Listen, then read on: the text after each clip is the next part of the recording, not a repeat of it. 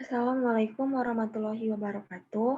Kami dari kelompok Fundrage, saya Tiara Rahma Puspita sebagai moderator, dan teman-teman saya Aulia Rahma Wilda, Dea Laksmi Radita, Dini Ulfa Abdullah, Khairunisa Putriani.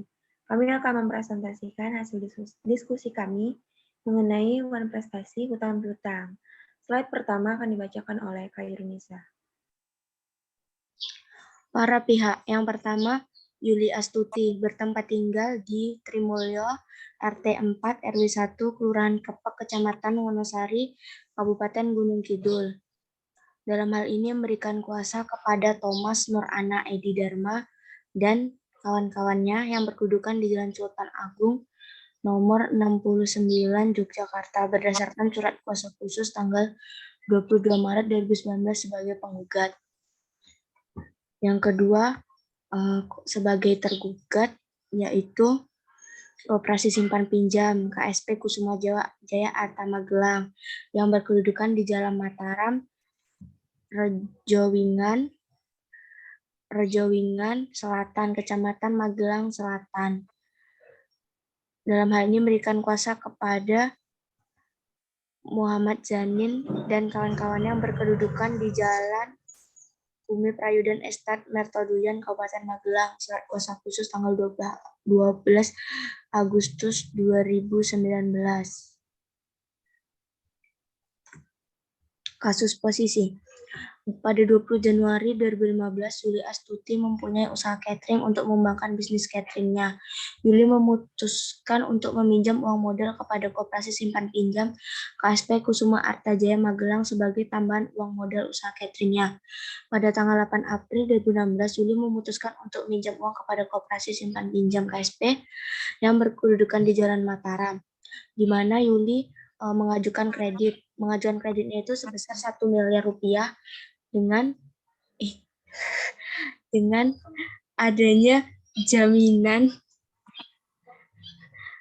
tanah seluas 660 meter persegi yang terletak di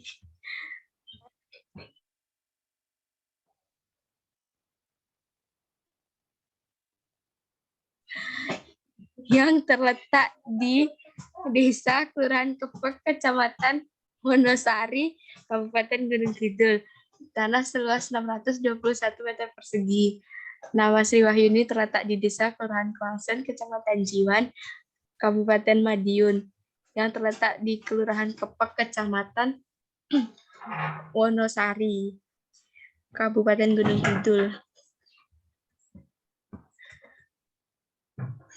Setelah perjanjian kredit, Yuli Astuti tertib melakukan pembayaran dan Yuli merasa bahwa setiap bulannya telah membayar angsuran kepada pihak koperasi sampai angsuran selesai, sesuai dengan kesepakatan awal. Tetapi pihak koperasi terus menagih uang angsuran kepada Yuli. Pada tanggal 3 Mei 2019, ternyata Yuli baru menyadari bahwa selama ini pembayaran yang dilakukan oleh koperasi hanya digunakan untuk membayar bunga sebesar Rp342.474.945. Hutang pokoknya sebesar Rp75.363.454. Dalam hal ini bertentangan dengan pernyataan awal dari pegawai koperasi, di mana Yuli itu telah melakukan pembayaran kepada pihak koperasi sebesar Rp462.964.400. Tetapi dalam hal ini koperasi menghitung utangnya itu sebesar Rp1.196.401.731. Padahal hanya meminjam 1 miliar.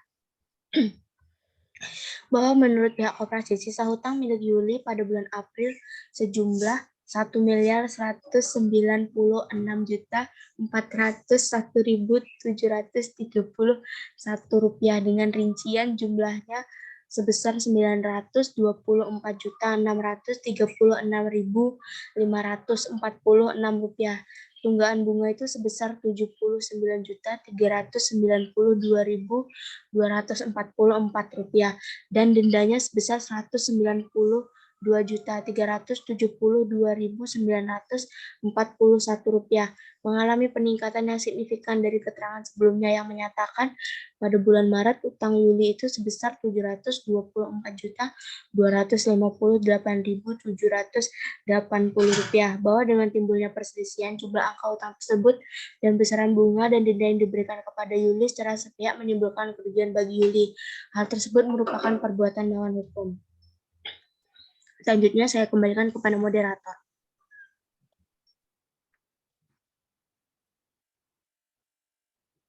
Baik, selanjutnya seterusnya gugatan ya. Yang pertama bahwa tergugat adalah koperasi yang bergerak di bidang usaha simpan pinjam. Yang kedua bahwa penggugat merupakan debitur dan tergugat berdasarkan perjanjian pinjaman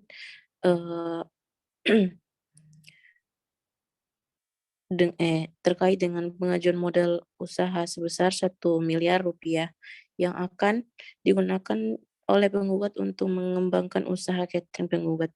Ketiga, bahwa dalam perjanjian pinjaman disebutkan jika penggugat mempunyai kewajiban untuk membayar angsuran atau cicilan yang setiap bulannya adalah sebesar Rp20.904.000 dengan bunga sebesar 0,9%. Yang keempat, bahwa untuk mendapatkan pinjaman tersebut, penggugat menjaminkan atau menggunakan kepada tergugat berupa sertifikat hak milik. Yang kedua, sertifikat hak milik SHM 76 surat ukuran nomor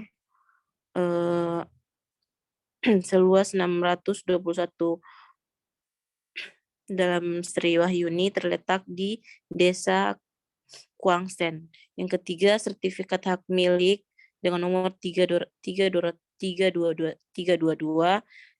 Yang kelima, bahwa pada tanggal 4 Agustus 2016 sesuai dengan perjanjian pinjaman nomor sekian tersebut memberikan fasilitas pinjaman yang telah disepakati sebesar 1 miliar rupiah. Slide selanjutnya.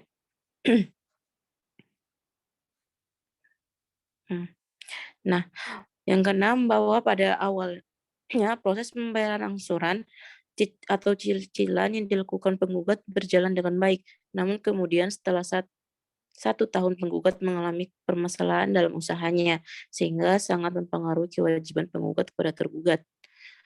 Yang ketujuh, bahwa kemudian oleh salah seorang pegawai tergugat memberikan arahan kepada penggugat agar telah membayar angsuran atau cicilan berapapun jumlahnya dan sebagian akan dimasukkan pada pokok pinjaman dan tidak akan mempermasalahkan di kemudian hari.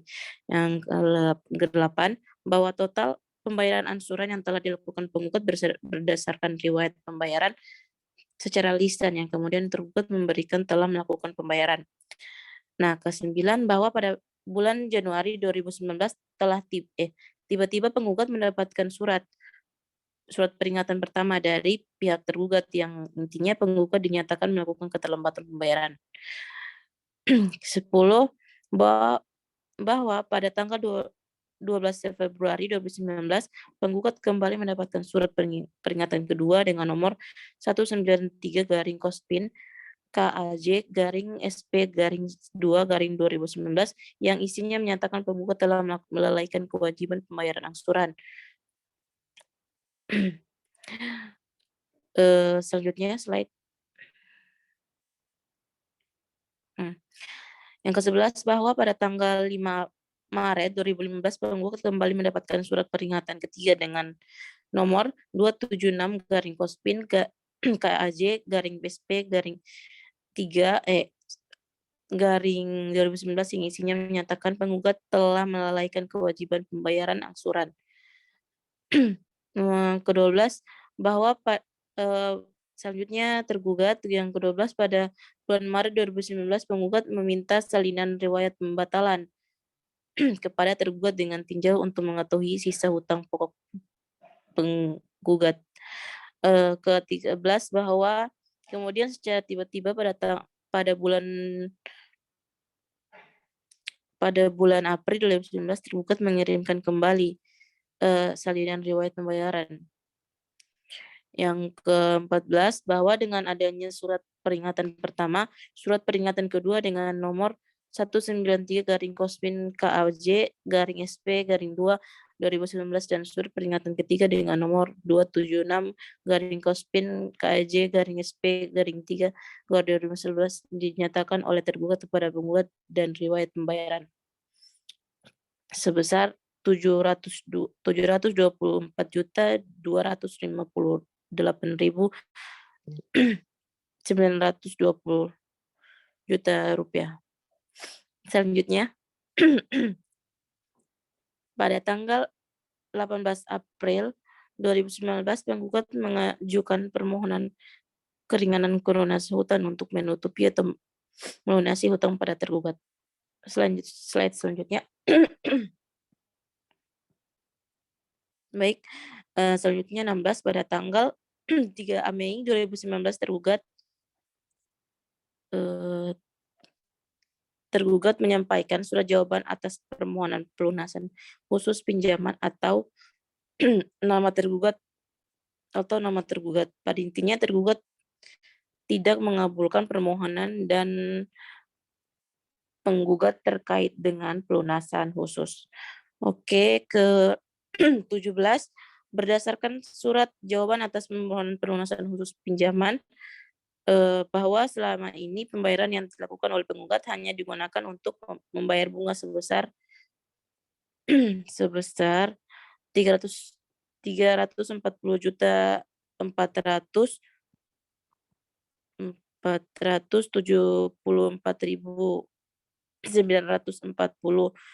rupiah. Yang ke-18, berdasarkan perjalanan fakta yang sebenarnya penggugat telah melakukan pembayaran kepada tergugat. 19, bahwa menurut tergugat, sisa hutang penggugat pada bulan April yang total sejumlah 1.496.401.731 rupiah. Yang ke-20, bahwa dengan timbulnya perselisihan jumlah angka hutang tersebut dan besar bunga dan denda yang diberikan oleh tergugat kepada penggugat secara sepihak menimbulkan kerugian bagi penggugat. Hal tersebut merupakan perbuatan melawan hukum. Selanjutnya slide. Nah, bahwa dalam Undang-Undang Nomor 17 Tahun 2012 tentang perkoperasian pada pasal 93 ayat 3 dalam memberikan pinjaman koperasi simpanan pinjam wajib memenuhi cara dengan tidak merugikan koperasi simpan pinjam dan kepentingan penyimpan. Ke-12, bahwa berdasarkan hal-hal yang terjelaskan di atas, tergugat secara nyata-nyata telah melakukan perbuatan yang menimbulkan kerugian bagi penggugat.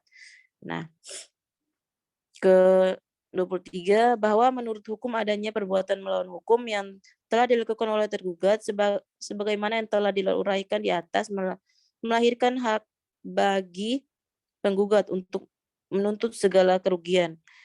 Ke-24, bahwa kerugian dialami penggugat akibat perbuatan melawan hukum yang telah dilakukan oleh tergugat berupa kerugian material dan kerugian imaterial, yaitu kerugian imaterial yang dialami penggugat yaitu harus membayar pengacara. Kerugian imaterial dialami penggugat adalah penggugat telah terganggu kegiatan usaha sehingga kehilangan target dalam usahanya. Yang ke-25, bahwa penggugat memohon kepada majelis hakim yang terhormat memeriksa perkara Pengadilan Negeri Magelang untuk menyatakan perbuatan tersebut sesuai dengan apa yang telah diuraikan. Nomor 16, bahwa penggugat memohon kepada majelis hakim yang telah terhormat memeriksa perkara Pengadilan Negeri Magelang untuk menyatakan total hutang penggugat terhadap tergugat. Nah, Nomor 27 bahwa penggugat memohon kepada majelis hakim yang terhormat pemeriksa perkara Pengadilan Negeri Malang untuk menghapus biaya denda dan bunga yang timbul akibat permasalahan ini. Oke, slide. Saya serahkan kepada kawan saya. Selanjutnya, bahwa penggugat memohon kepada majelis hakim yang terhormat pemeriksaan perkara Pengadilan Negeri Magelang untuk menghukum tergugat untuk membayar ganti rugi kerugian material dan imaterial sebesar 3 miliar 100 juta rupiah. Ke-29 bahwa penggugat memohon kepada majelis hakim yang terhormat pemeriksaan perkara Pengadilan Negeri Magelang untuk melakukan cita jaminan terlebih dahulu, agar untuk menjamin gugatan ini tidak sia-sia terhadap A. Sertifikat hak milik nomor 04750, surat ukur nomor 03147 /Kepek/2014 seluas 60 meter persegi atas nama Yuli Astuti terletak di Desa Kepek, Kecamatan Wonosari, Kabupaten Gunung Kidul, Daerah Istimewa Yogyakarta dengan batas-batasnya sebagai berikut. Sebelah utara Yuli Astuti, sebelah timur Nyonya Hajah Mangku Sudiarjo, sebelah selatan Eko Setiawan, sebelah barat Eko Setiawan. Yang B, sertifikat hak milik nomor 76, surat ukur nomor 2176 atau /1987 seluas 621 meter persegi, nama Triwahyuni terletak di Desa Kawangan, Kecamatan Jiwan, Kabupaten Madiun, Jawa Timur. Sertifikat hak milik nomor 322, surat ukur 01508 Kepek 2006 seluas 300 meter persegi atas nama Yuli Astuti terletak di Desa Kelurahan Kepek, Kecamatan Wonosari, Kabupaten Gunung Kidul, Daerah Istimewa Yogyakarta. Yang ke-30 bahwa penggugat memohon kepada majelis hakim yang terhormat pemeriksaan Pengadilan Negeri Magelang untuk menghukum tergugat untuk membayar uang perkara sebesar 100 juta rupiah setiap harinya apabila tergugat lalai untuk menjalankan isi putusan ini yang telah berkekuatan hukum tetap. Yang terakhir bahwa dikarenakan gugatan ini diajukan dengan disertai bukti-bukti yang otentik, maka sesuai dengan pasal 180 HIR, penggugat memohon kepada majelis hakim yang terhormat pemeriksaan perkara Pengadilan Negeri Magelang untuk menyatakan segala penetapan dan putusan pengadilan dan dalam perkara ini dapat dijalankan terlebih dahulu, meskipun ada upaya verset, banding, ataupun kasasi.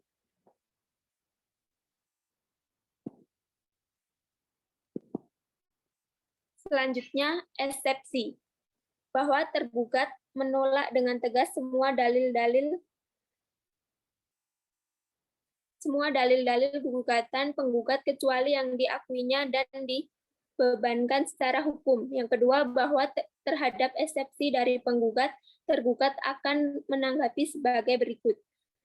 Yang pertama, tidak ada perbuatan melawan hukum yang dilakukan oleh tergugat, bahwa gugatan penggugat pada posita angka 20 menyatakan bahwa dengan timbulnya perselisihan jumlah angka hutang tersebut dan besaran bunga dan denda yang diberikan oleh tergugat kepada penggugat secara sepihak menimbulkan kerugian bagi penggugat.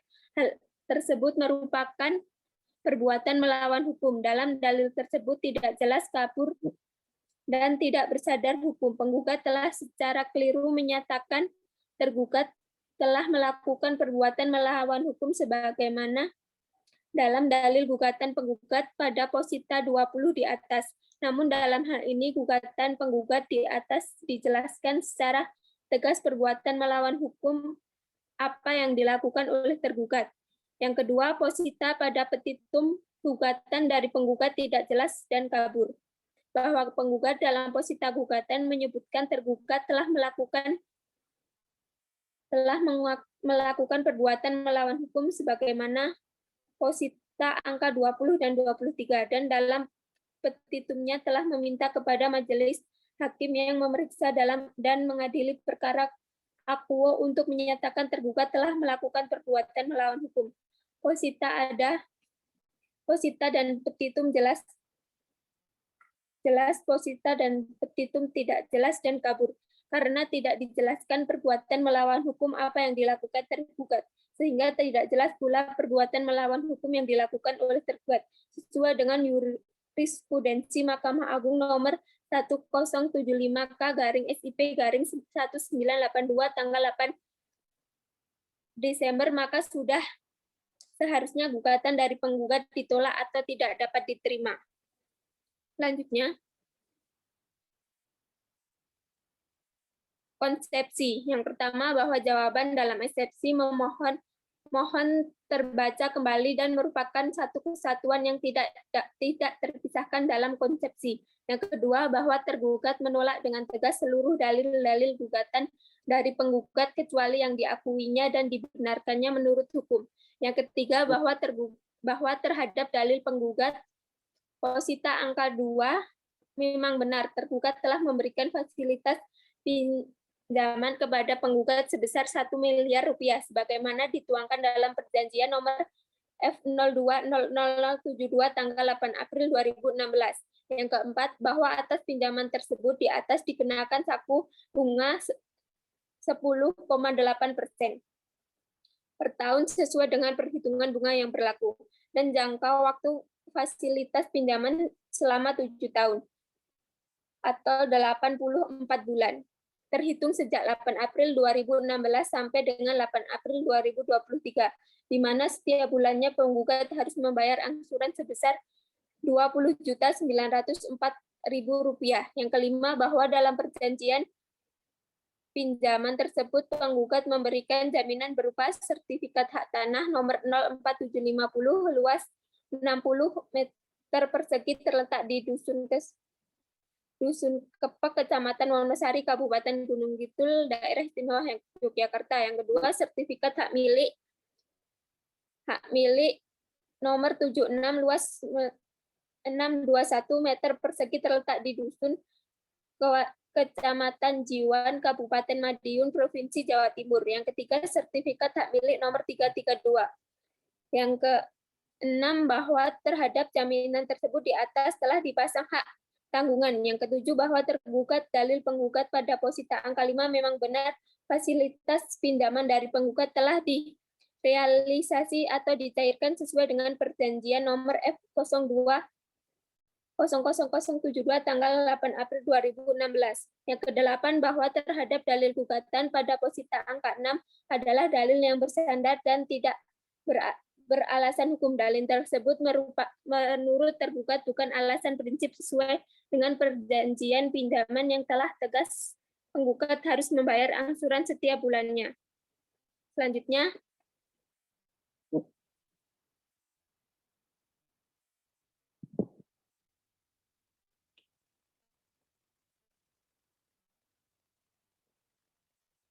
bahwa terhadap dalil penggugat pada posita angka 8 menurut tergugat jumlah pembayaran angsuran cicilan sudah masuk dan sudah diperhitungkan.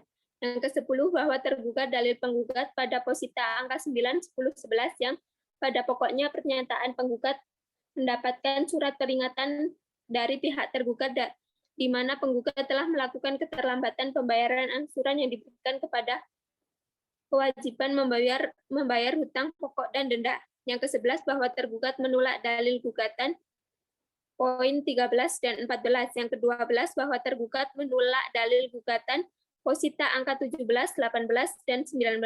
Yang ke-13, bahwa terhadap dalil penggugat posita nomor pada posita 20, 21, dan 22 adalah dalil yang tidak benar. Yang ke-14, bahwa terhadap gugatan penggugat pada poin 23, 24, dan 25 dalil tidak bersandar dan tidak beralasan hukum.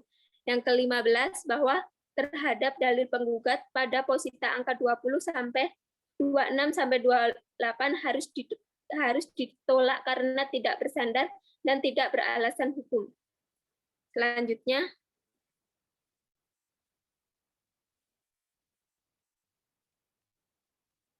analisis kasus. Yang pertama, bahwa benar tergugat memberikan fasilitas pinjaman kepada penggugat sebesar 1 miliar rupiah. Yang kedua, bahwa pinjaman tersebut di atas dikenakan saku bunga 1,8% per tahun sesuai dengan perhitungan bunga yang berlaku. Dalam jangka waktu fasilitas pinjaman selama 7 tahun terhitung sejak 8 April 2016 sampai dengan 8 April 2023 bahwa perjanjian pinjaman telah penggugat memberikan jaminan berupa A. Sertifikat hak milik nomor 07750 yang B. Sertifikat hak milik nomor 76 luas 621 meter persegi yang C. Sertifikat hak milik 322 dengan luas 300 meter persegi.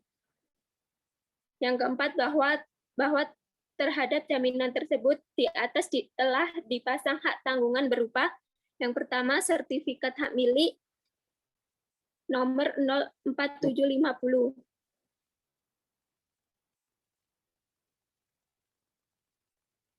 Selanjutnya, bahwa pada bulan Januari 2019 penggugat mendapatkan surat peringatan pertama pihak tergugat. Intinya penggugat dinyatakan melakukan keterlambatan pembayaran dan diberikan kewajiban untuk membayar keterlambatan. Yang ketujuh, bahwa pada tanggal 12 Februari 2019 penggugat kembali mendapatkan surat peringatan kedua. Isinya menyatakan penggugat telah memberikan kewajiban membayar angsuran hutang pokok. Yang selanjutnya, bahwa pada 5 Maret 2019 penggugat kembali mendapatkan peringatan ketiga dengan nomor 276-KAJ-SP-3-2019 yang isinya menyatakan penggugat telah melalaikan kewajiban membayar angsuran atau hutang sejumlah 24 kali dan pokok 5 kali jasa peminjaman. Untuk selanjutnya akan dilanjutkan oleh teman saya. Selanjutnya adalah alat bukti. P1, bukti tertulis pertanda P5 berupa surat jawaban atas permohonan pelunasan khusus pinjaman tanggal 3 Mei 2019. Dari bukti tersebut diketahui adanya pengakuan dari pihak tergugat bahwa benar penggugat telah melakukan pembayaran angsuran pokok dan bunga sebesar Rp417.833.400. P2, bukti tertulis pertanda P6 berupa printout rekening koran Bank Mandiri atas nama Yuli Astuti. C. P3, bukti tertulis pertanda P7 berupa printout rekening koran Bank Mandiri Syariah atas nama Yuli Astuti. Yang selanjutnya adalah fakta yang terjadi, bahwa pada tanggal 3 Mei 2019 tergugat menyampaikan surat jawaban atas permohonan pelunasan khusus pinjaman atas penggugat nomor 007-Kospin KAJ-SK-5-2019 yang pada intinya adalah tergugat tidak mengabulkan permohonan dari penggugat terkait dengan pelunasan khusus. Kemudian tergugat menyampaikan secara tertulis apabila penggugat masih mempunyai tunggakan pembayaran kepada tergugat sebesar Rp1.194.501.731. A. Pembayaran hutang pokok sebesar Rp924.636.546. B. Pembayaran tunggakan bunga sebesar Rp79.290.244. C. Pembayaran denda sebesar Rp190.370.000. Selanjutnya,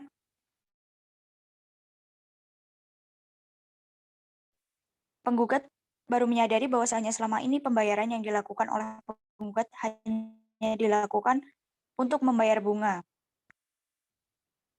2. Bahwa berdasarkan fakta yang sebenarnya penggugat telah melakukan denda kepada tergugat. Namun hal ini ternyata tergugat menyatakan bahwasanya apabila hutang penggugat adalah sebesar Rp1.996.401.731. Padahal penggugat meminjam uang kepada tergugat sebesar Rp1 miliar. 3. Bahwa menurut tergugat sisa hutang penggugat adalah pada bulan April tidak sebanyak itu. 4. Bahwa dengan timbulnya perselisihan jumlah angka hutang tersebut, bahwa besaran bunga dan denda yang diberikan oleh tergugat kepada penggugat secara sepihak menimbulkan kerugian bagi penggugat. Hal ini merupakan perbuatan melawan hukum. Selanjutnya dasar hukum. Dasar hukumnya adalah pasal 1338 Kitab Undang-Undang Hukum Perdata yang berbunyi semua persetujuan yang dibuat sesuai dengan undang-undang berlaku sebagai undang-undang bagi mereka yang membuatnya. Persetujuan itu tidak dapat ditarik kembali, selain dengan kesepakatan kedua belah pihak atau karena alasan-alasan yang ditentukan oleh undang-undang. Persetujuan harus dilakukan dengan itikat baik. Selanjutnya, pasal 1754 KUH Perdata tersebut menunjukkan bahwa seorang yang meminjamkan sejumlah uang atau barang tertentu kepada pihak lain, ia akan memberi kembali sejumlah uang sama dengan persetujuan yang disepakati. Selanjutnya, saya kembalikan ke moderator. Baik, terima kasih. Kesimpulan dari presentasi kami bahwa tergugat secara nyata-nyata telah melakukan perbuatan yang menimbulkan kerugian bagi penggugat dengan menerangkan penggugat boleh melakukan angsuran berapapun jumlahnya dan sebagian akan dimasukkan pada pokok pinjaman dan tidak akan mempermasalahkannya di kemudian hari. Namun, dalam kenyataannya pembayaran yang selama ini dibayarkan penggugat kepada tergugat tidak dihitung dan dimasukkan dalam nilai pokok hutang melainkan angsuran yang selama ini dilakukan penggugat hanya dimasukkan dalam bunga dan denda yang mana perbuatan tergugat tersebut melanggar ketentuan Undang-Undang Nomor 17 Tahun 2012 tentang Perkoperasian Pasal 93 Ayat 3 serta uraian dan alasan-alasan hukum sebagaimana yang dikemukakan di atas. Telah jelas, gugatan penggugat tidak jelas dan kabur dan dalil gugatan saling bertentangan. Maka sudah seharusnya gugatan penggugat ditolak dan dinyatakan tidak dapat diterima. Sekian presentasi dari kelompok kami, semoga bermanfaat untuk kita semua. Saya akhiri, wassalamualaikum warahmatullahi wabarakatuh. Waalaikumsalam warahmatullahi wabarakatuh.